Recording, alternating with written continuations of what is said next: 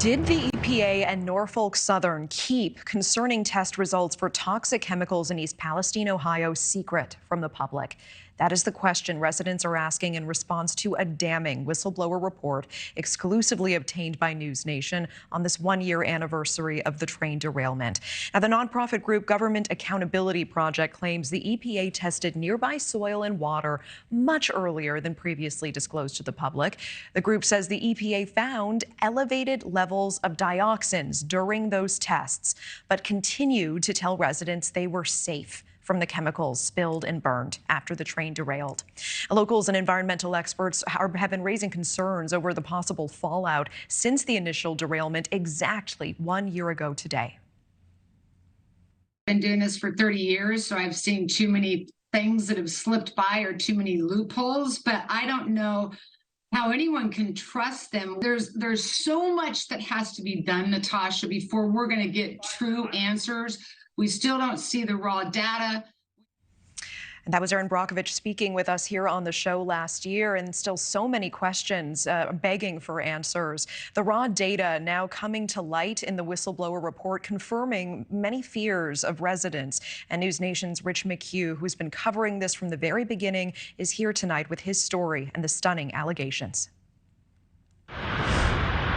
Nearly a month after officials burned 116,000 gallons of vinyl chloride over East Palestine, the EPA, under public pressure, ordered Norfolk Southern to test for dioxin, toxic carcinogenic compounds created when burning chemicals like vinyl chloride. That decision put the EPA in the hot seat in front of Congress. Why did you wait a month before you started to order the dioxin testing when the community was asking for this? Senator Capito, our air monitoring was searching for primary indicators, such as phosgene and hydrogen chloride, immediately during and after the burn.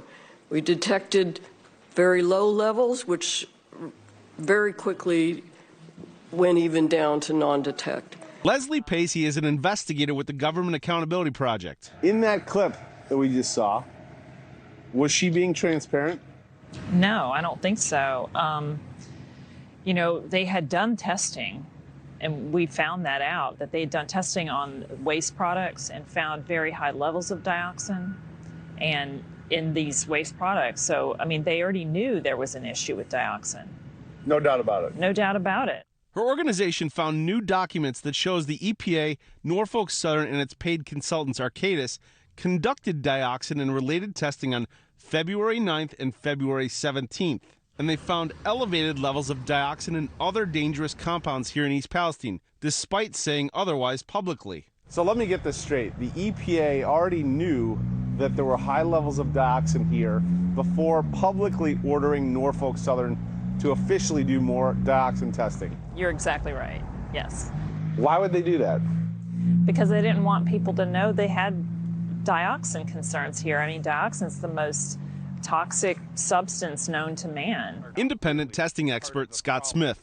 What do those results show, those February 17th results? It shows a TEQ dioxin level of 91.9, which is 19 times higher than the 4.8 screening level, which requires more testing. So, in other words, it's bad? It shows the high levels of dioxin?